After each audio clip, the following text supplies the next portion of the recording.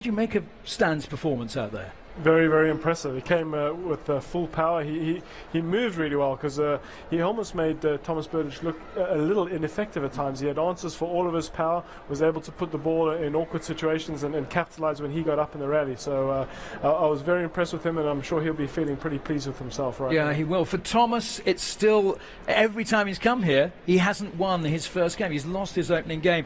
But it was a horrible start for him, Marvin, wasn't it? And when he walked off court, he just looked, very furrowed brow and just looked totally perplexed. Yeah, he must have been very disappointed with that performance as well as Wawrinka played. I think Berdych will be very disappointed with his performance. Really couldn't do much on his serve. I think Wawrinka did well in neutralising that first serve, didn't win many points behind his second. And as the case sometimes with Berdych is, he just couldn't get control of those unforced errors, spraying the ball a bit, just didn't feel that comfortable out there. Unlike a lot of the players, Berdych has a lot less margin in his game than a lot of them. He gets the ball much flatter, much more linear style of play.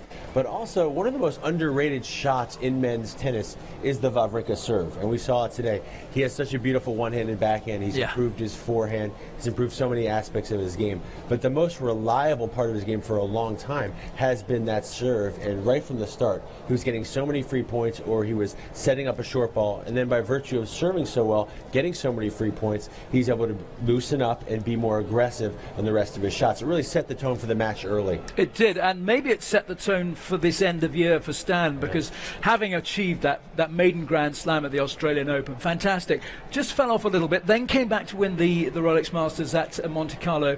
Then he's tailed off again a little bit this year. It's been a bit inconsistent, a bit roller coasterish, if you like, for Stan, but what a great start here. Maybe it leads to a successful defence of the Australian Open next year. It'd be a nice way to start and finish this year with some wins here. But I think we need to manage our sort of expectations of Stan as well, because he did make the quarterfinals of Wimbledon. He made the quarterfinals of the US Open. It has been a little bit lean in between, but he was never going to be. We're putting him in the category of Nadal, Djokovic, Federer. I don't think he's that good. Just he may go on to be. That's to be proved.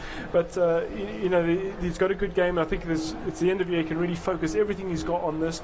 And today worked well for him. Yeah, major recalibration process, not just physically but emotionally. I mean, a lot of firsts this year.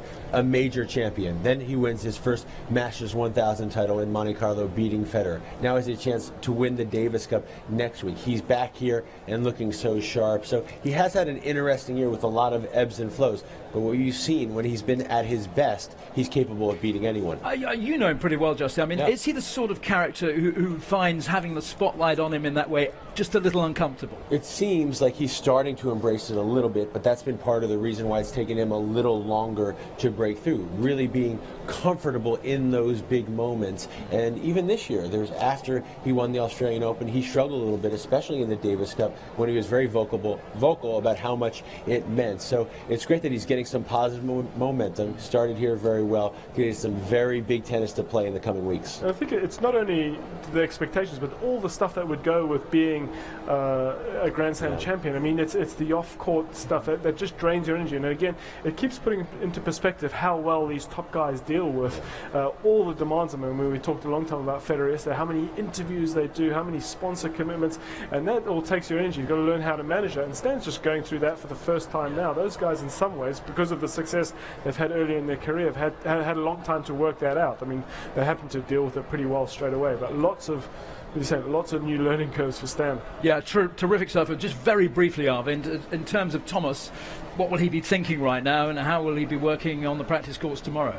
Well, I think it'll be plain to see for him after that match. I don't think he just didn't put enough balls into court. He just wasn't consistent enough. He didn't find his groove. A lot of players, they like to have that rhythm before going into a match, and you could see he just did not have that this afternoon.